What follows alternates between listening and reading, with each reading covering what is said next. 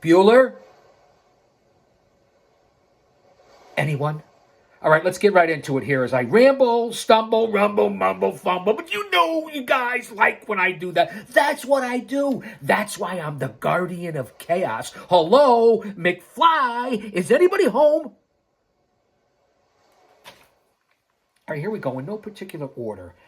70s, 80s, 90s, and just the importance of tag team wrestling. And again, I'm not going to break down all their title runs. I know I've repeated that. I get it, especially on the opening monologue.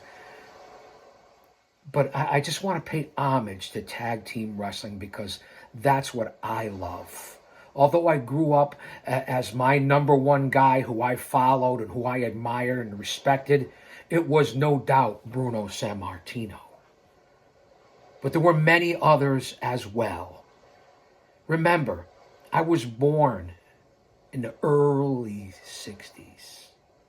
I don't want to give it totally away. I grew up as a young boy and then into a teenager in the 70s. And by the 80s, I was already in my early 20s. And we get into the 90s, and I was already approaching the big 3-0. So when everything was crazy and what you guys think you know about rock and wrestling or the original WrestleMania, and then into the Attitude Era, the Ruthless Aggression Era, the invention and advent of ECW, I was already in my middle 30s, while most of you were still dripping down your daddy's leg. What I say, no offense, man, lighten up. So remember the time frame of where I'm coming from and who I am. I started my journey in this business in 1983.